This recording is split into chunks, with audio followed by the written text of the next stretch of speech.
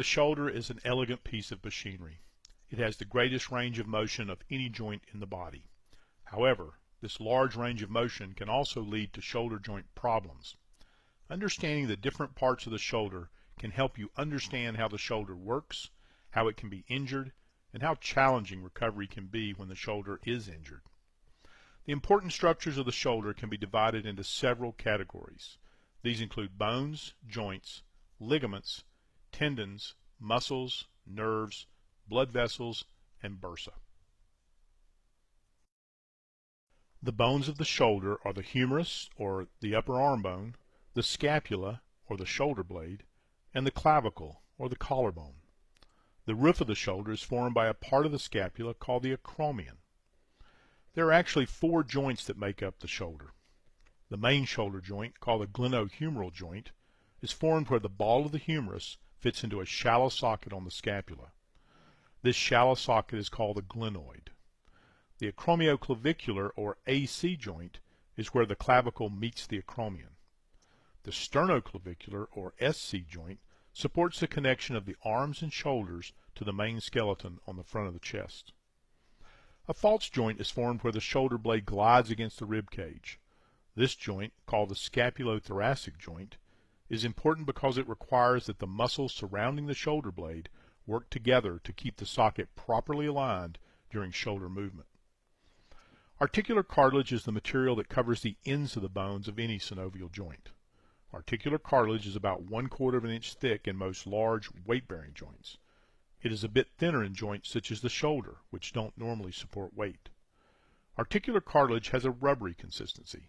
It is very slippery, which allows the joint surfaces to slide against one another with very little friction.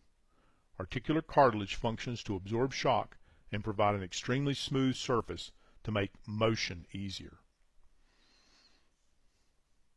There are several important ligaments in the shoulder. Ligaments are soft tissue structures that connect bones to bones. The joint capsule is a watertight sac that surrounds a joint. In the shoulder, the joint capsule is formed by a group of ligaments that connect the humerus to the glenoid. These ligaments are the main source of stability for the shoulder. They help hold the shoulder in place and keep it from dislocating. Ligaments attach the clavicle to the acromion in the AC joint. 2 ligaments connect the clavicle to the scapula by attaching to the coracoid process, a bony knob that sticks out of the scapula in the front of the shoulder.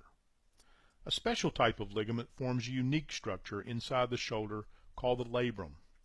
The labrum is attached almost completely around the edge of the glenoid. When viewed in cross-section, the labrum is wedge-shaped. The wedge shape and the way the labrum is attached create an elevated rim around the glenoid socket. This is important because the glenoid socket is so flat and shallow that the ball of the humerus does not fit tightly. The labrum creates a deeper cup for the ball of the humerus to fit into. The labrum is also where the biceps tendon attaches to the glenoid. Tendons are much like ligaments, except that tendons attach muscles to bones. Muscles move the bones by pulling on the tendons. The biceps tendon runs from the biceps muscle across the front of the shoulder to the glenoid. At the very top of the glenoid, the biceps tendon attaches to the bone and actually becomes part of the labrum. This connection can be a source of problems when the biceps tendon is damaged and pulls away from its attachment to the glenoid. 4 tendons connect the deepest layer of muscles, the rotator cuff muscles, to the humerus. Just before these muscles attach to the upper end of the humerus, they join together to form a single tendon called the rotator cuff. The rotator cuff muscles lie just outside the shoulder joint. These muscles help raise the arm from the side and rotate the shoulder in many directions. The rotator cuff muscles and tendons also help keep the shoulder joint stable by contracting and holding the humeral head tightly in the glenoid socket as the humerus moves. The large deltoid muscle forms the outer layer of shoulder muscle. The deltoid is the largest, strongest muscle of the shoulder. The deltoid muscle provides the power to lift the arm once the arm is away from the side. The main nerves that travel into the arm run through the axilla under the shoulder.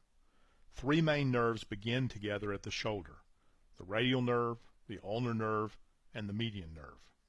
These nerves carry the signals from the brain to the muscles that move the arm. The nerves also carry signals back to the brain about sensations such as touch, pain, and temperature. There is also an important nerve that travels around the back of the shoulder joint to supply sensation to a small area of skin on the outside of the shoulder and motor signals to the deltoid muscle.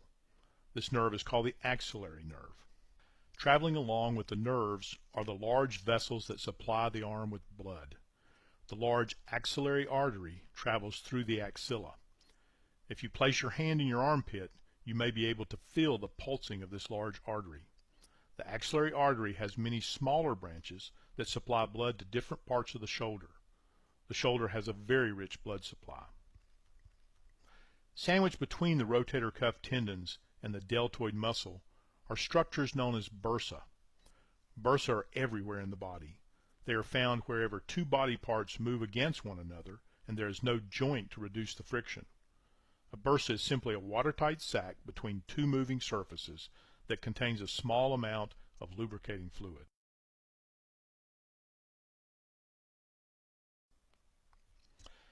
As you can see, the shoulder is extremely complex with a design that provides maximum mobility and range of motion.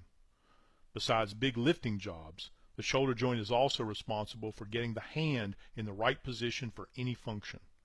When you realize all the different ways and positions we use our hands every day, it is easy to understand how hard daily life can be when the shoulder isn't working well.